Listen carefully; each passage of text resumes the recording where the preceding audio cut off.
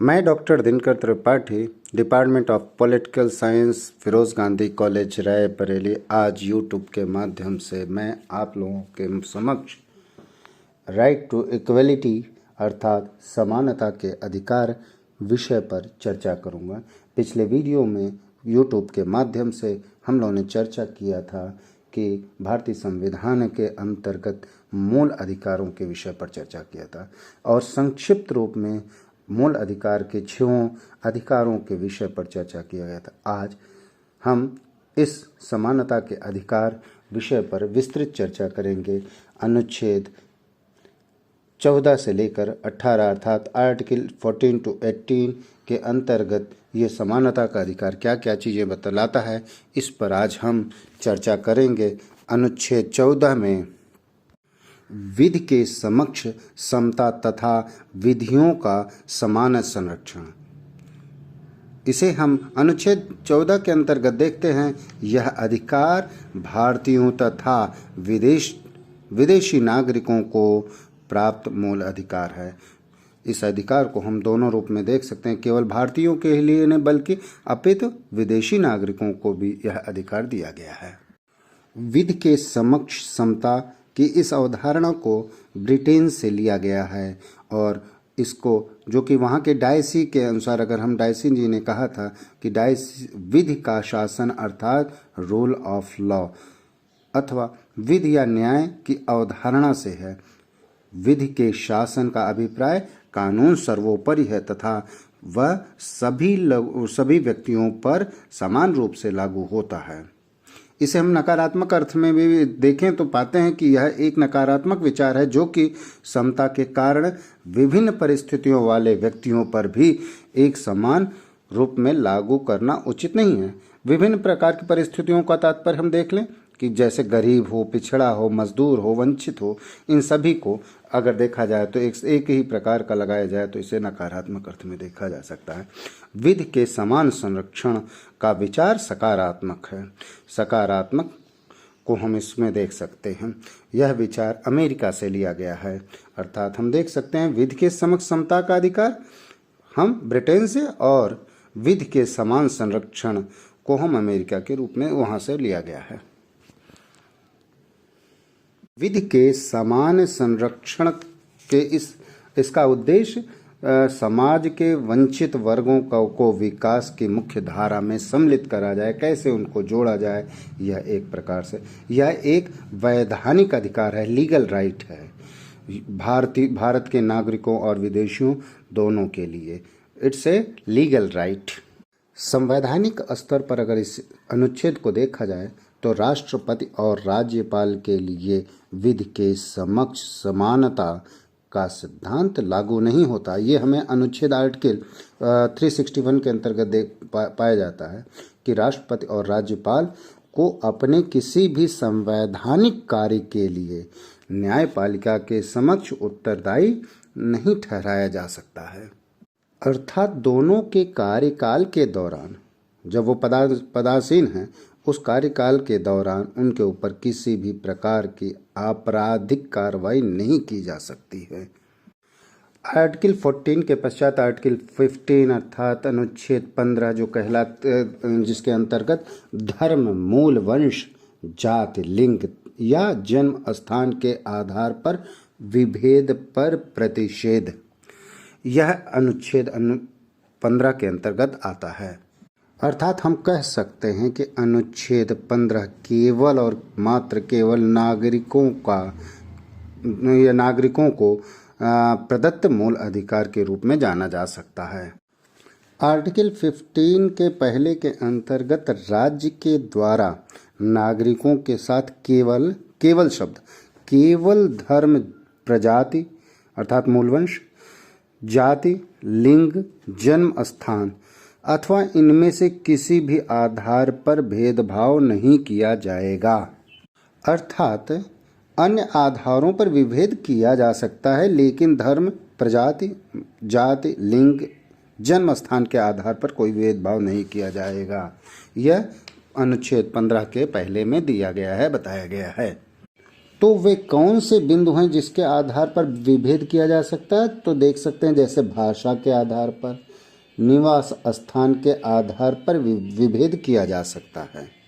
अनुच्छेद 15(2) के अनुसार कोई भी व्यक्ति या कोई भी नागरिक केवल धर्म, मूल वंश, जाति, लिंग, जन्म स्थान या इनमें से किसी आधार पर प्रवेश या उसका उपयोग करने के लिए किसी शर्त पर या प्रतिबंध के अधीन नहीं होगा। जैसे दुकानों, सार्वजनिक स्थानों, होटलों इत्यादि स्थानों को देख लें, मनोरंजन स्थानों को। दूसरे रूप में देखें तो राज्य निधि से पोषित सार्वजनिक उपयोगों हेतु समर्पित कुएं, तालाब, स्नान घाट, सार्वजनिक स्थानों को भी देखा जा सकता है। इसमें अनुच्छेद 15 के तीसरे के अंतर्गत राज्य के द्वारा महिलाओं और बच्चों के उत्थान के लिए विशेष प्रावधान समानता के अधिकार का उल्लंघन नहीं है। जैसे बच्चों के लिए शिक्षा का प्रबंध करना, महिलाओं के कल्याण के लिए विशेष कार्यक्रम, स्त्रियों अर्थात महिलाओं के लिए प्रसूति अवकाश आदि को हम इस रूप में देख सकते हैं। साथ ही यह जानना भी जरूरी है कि अनुच्छेद 15 के तीसरे के अंतर्गत ही महिलाओं का घरेलू हिंसा से संरक्षण अधिनियम 2005 को संवैधानिक घोषित किया गया था। अर्थात हम ये जान सकते हैं कि महिलाओं का घरेलू हिंसा से संरक्षण अधिनियम 2005 अनुच्छेद 15 के तीसरे के अंतर्गत ही संवैधानिक घोषित किया गया था। आगे हम देखते हैं कि अनुच्छेद 15 के चौथे में को अगर हम भारतीय संविधान के अंतर्गत देखते हैं तो प्रथम संविधान संशोधन अधिनियम 1951 का जो यह प्रथम संशोधन हुआ था, उसी के आधार पर अनुच्छेद 15 के चौथे में अंतः स्थापित किया गया था। और वो क्या था? राज्य के द्वारा सामाजिक एवं शैक्षणिक रूप से पिछड़े वर्गों के लिए अनुसूचित जातियों, जनजातियों के उत्थान के लिए उपायों को समानता के अधिकारों का उल्लंघन नहीं माना जाएगा और न ही अनुच्छेद 29 के दूसरे के विरुद्ध माना जाएगा। यह प्रथम भारतीय संविधान के प्रथम संविधान संशोधन अधिनियम 1951 के द्वारा जोड़ा गया था। अर्थात शिक्षण संस्थाओं में आरक्षण का प्रावधान अनुच्छेद 15 के चौथे के तहत ही किया गया है। आर्टिकल 15 के 5वें अर्थात 15 के 5वें को अगर हम देखते हैं और पाते हैं कि ये भारतीय संविधान के 93वें संविधान संशोधन अधिनियम 2005 द्वारा इसे जोड़ा गया था और इसे मंडल 2 के नाम से भी कहा जाता है। इस अनुच्छेद के माध्यम से निजी शिक्षण संस्थाओं में छात्रों के प्रवेश के लिए स्थानों के आरक्षण का प्रावधान किया जाएगा या किया गया। आर्टिकल 15 के 6वें के अनुच्छेद की हम चर्चा करते हैं तो इस अनुच्छेद की कोई बात अथवा अनुच्छेद 19 का उपखंड 6 अथवा अनुच्छेद 29 के दूसरे में के अनुसार राज्य को नागरिकों के आर्थिक रूप से पिछड़े वर्ग EWS की उन्नति के लिए कोई विशेष उपबंध करने से नहीं रोकेंगे। अर्थात ये आर्थिक रूप से पिछड़े वर्गों के लिए को ध्यान में रखते हुए अनुच्छेद 15 के 6वें को किया गया। समानता के अधिकार के अंतर्गत हमने अनुच्छेद 14 में विधि के समक्ष समानता एवं विधियों का समान संरक्षण, अनुच्छेद 15 में धर्म, मूल वंश, जाति, लिंग, जन्म स्थान के आधार पर विभेद का प्रतिषेध और अब अनुच्छेद 16वां जिसका हम चर्चा करने जा रहे हैं, जिसे हम अवसर की समानता अर्थात लोक नियोजन के विषय में अवसर की समानता के विषय पर इक्वलिटी ऑफ अपॉर्चुनिटीज अवसर की समानता विषय पर चर्चा कर रहे हैं।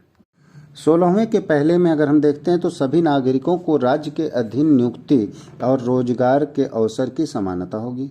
दूसरे में हम पाते हैं कि जाति, धर्म, मूल वंश, लिंग, जन्म स्थान आदि किसी भी आधार पर कोई भी भेदभाव नहीं किया जाएगा। ये 16वें के पहला और दूसरे के अंतर्गत पाया जाता है। अनुच्छेद 16वें के तीसरे के अंतर्गत इसके अंतर्गत राज्य सरकार की सेवाओं में स्थानीय निवासियों को प्राथमिकता दी जाए। इसके लिए जैसे हिमाचल प्रदेश के मणिपुर, त्रिपुरा, अरुणाचल प्रदेश के लिए ऐसा प्रावधान किया गया था। अनुच्छेद 16वें के चौथे के अंतर्गत आरक्षण प्रदान किया जाए, अर्थात पिछड़े वर्गों को जो राज्य सरकार के अंतर्गत नियुक्ति एवं रोजगार के लिए इनको आरक्षण का प्रावधान किया जाए। पहली बार प्रधानमंत्री वीपी सिंह ने पिछड़े वर्गों को 27% आरक्षण की घोषणा भी की थी। 16वें के 5वें अनुच्छेद में धार्मिक संस्थाओं द्वारा अपने संस्थानों की नियुक्ति में अपने धर्म से जुड़े लोगों को नियुक्ति के लिए प्राथमिकता दी जाएगी। अनुच्छेद 16वें के छठे में ईडब्ल्यूएस अर्थात आर्थिक रूप से पिछड़े वर्गों के लिए आरक्षण का 10% देने की बात की गई है। ठीक इसी क्रम में अनुच्छेद 17 की हम चर्चा करते हैं। अस्पृश्यता का अंत। अस्पृश्यता का तात्पर्य छुआछूत से है। इस छुआछूत की बीमारी को, इस चीज़ों को पर प्रतिबंधित किया जाए, इसके लिए ये किया गया। यद्यपि अस्पृश्यता को परिभाषित नहीं किया गया है, फिर भी अस्पृश्यता निवारण अधिनियम 1955 के अधीन छुआछूत एक दंडनीय अपराध है।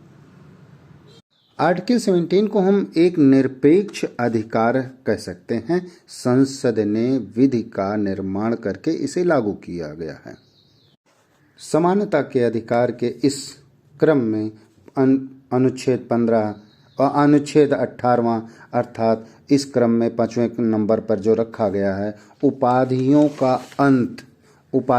अंत करना, इस विषय को रखा गया है।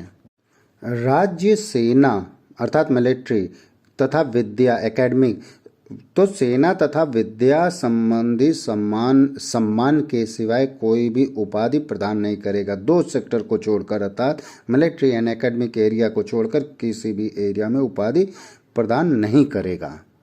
भारत रत्न, पद्म भूषण और पद्मश्री अलंकरण अनुच्छेद आर्टिकल 18 के पहले के में प्रयुक्त उपाधि शब्द के अंतर्गत नहीं आते हैं। इनका प्रयोग अलंकृत व्यक्ति के नाम के आगे या पीछे नहीं किया जा सकता है, अर्थात इनको अलग रखा गया उपाधियों से, पद्मश्री, भारत रत्न और पद्म भूषण आदि को।